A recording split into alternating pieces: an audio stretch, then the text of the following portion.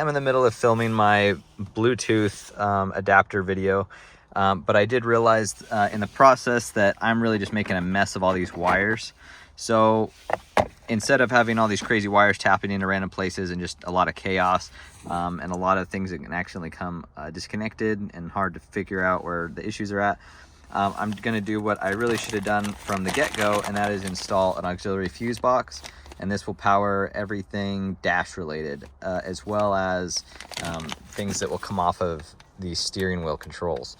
Now, the way this will work is I'm just going to pick one circuit, which I already know which one it's going to be. It's going to be ignition power that's going to go to this, and then it will branch off into all these different auxiliary panels, but none of these are going to be pulling that much. So I've got like my USB charging. I'm going to have the power supply for the like this is going to be in my Bluetooth video, the power supply for this USB port. All those are going to be running off here.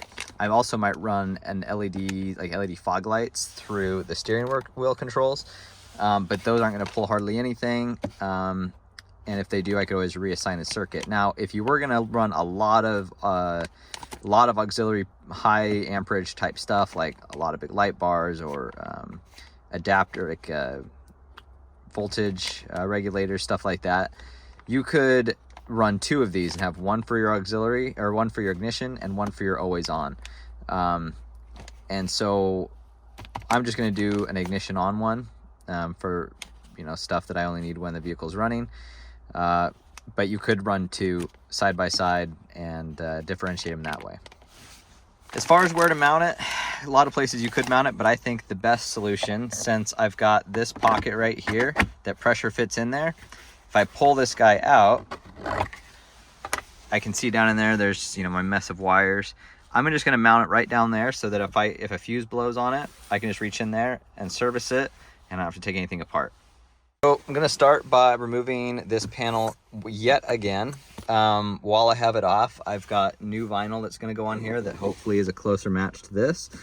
And so to remove this, I've gone over it in the dash video, but you're going to remove this plastic panel piece. It's just held on with clips, these green clips. And then we've got, it's going to be held in with a plug right here, but you can just kind of leave this sitting here for now. And it's got I believe that's an 8mm, might be a 7. And then after you get that off, this whole panel will pop up, and then you can just kind of set it over off to the side. But I've got these interior lights and stuff, so I've got some wiring attached under it, so I'm just going to be careful about removing it. Okay, so here's the rat's nest that we're working with, that we're going to clean up. Here's our little fuse box that we're going to be using. So my idea is this. When I was cleaning out the glove box, when I was doing the interior swap, I found that they had given me the pigtail for this 6-way plug. And now I've already established that these 3 red wires are always hot. But then I found this piece of paper that says that each of those wires is 34 amps. Well, that's a lot of amperage. And I mean, you can tell because these are thick wires. So this is actually perfect. Now the issue is that these are always hot. These top 3 are always hot, and the bottom 3, the gray wires, those are grounds. So, you know, I don't want my stuff to be always hot going to my fuse box, because then it will drain my battery when the car's not running. But what I can do is I can utilize these ignition wires that I've been using. So instead of having all these wires going to here, I'll only have 2 wires coming off of there, and they're going to power a relay.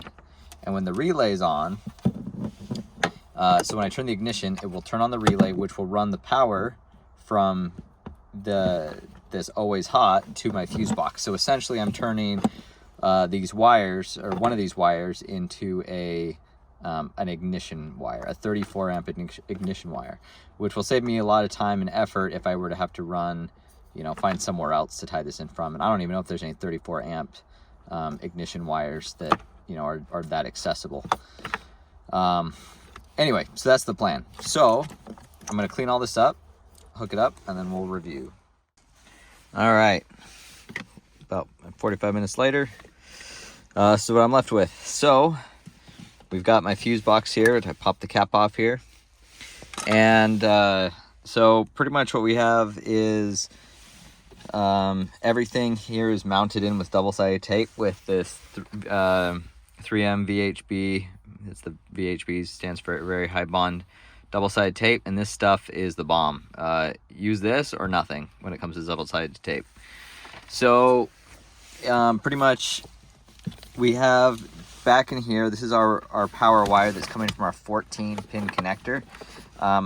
In my videos with the center console and with the steering wheel control buttons, this comes up quite a few times.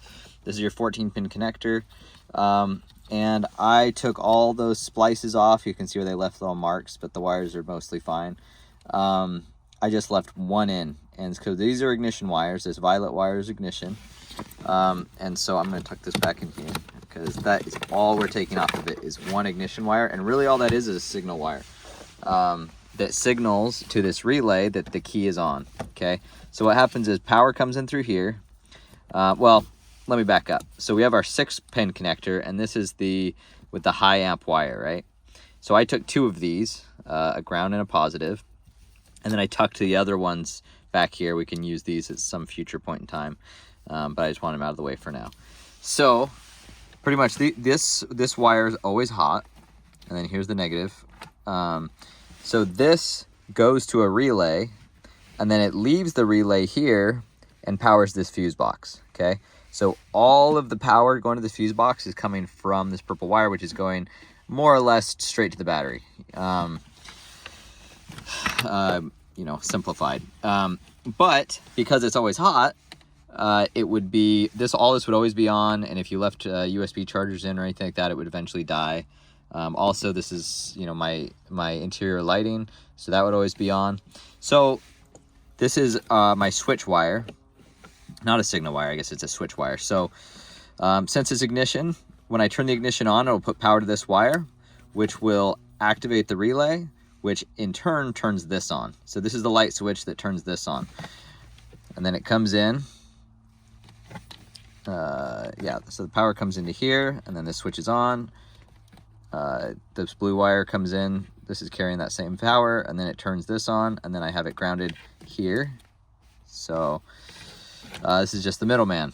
Now we've got here, this is the wire that goes to my regulator for the USB to power the Bluetooth. I wanted to have this somewhere close by that I could see and feel it in case something weird were to happen where it overheated. So if I'm driving, I smell any kind of electrical smoke, this is the first thing I'd look at, just because it is a regulator. But I'm not worried about that, especially now we've got it fused. So it's got a 5-amp fuse. I don't want really any high volt or high amperage stuff going through the circuit, because all it does is power the USB. That's it. So if you wanted to use it as a charger, that's fine too. You just might want to put more than 5 amps, but 5 amps is plenty for a charger. So then this one is, let's see, where's that one? This is for my interior lighting. I just did 5 amp as well, because it's LED interior lighting. There's really not much draw on that. And then I got 2 20-amp fuses. This is for my USB chargers that I installed in the back. I'll show you in a second. And then this is for all the cigarette lighters. So there's 2 cigarette lighters up here. There is one in here.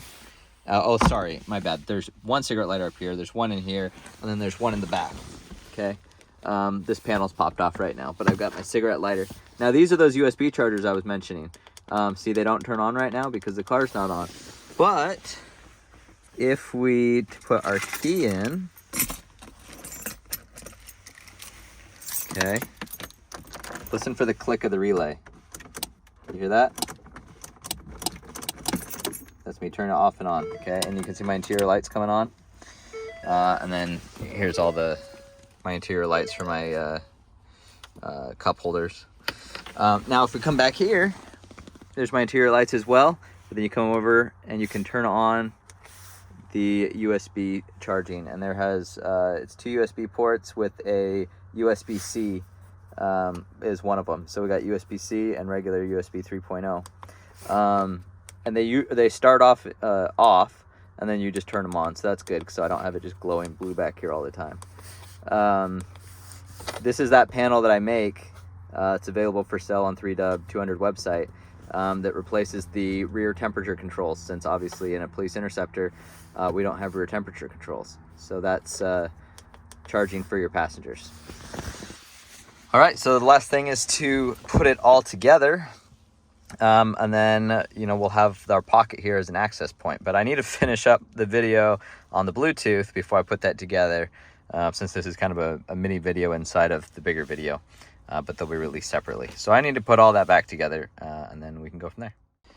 The TPMS sensor box module, I ended up tucking down up in this pocket. It's hard to see, but there's this pocket right here, this big square, and it goes down underneath the console, deep under the dash. I just tucked it down in there because really we don't need it anywhere close. It's gonna do its job down there just fine. And if I do the remote work, if I try to get that keyless entry to work, I will pull it back out and install it. But down there is fine for now.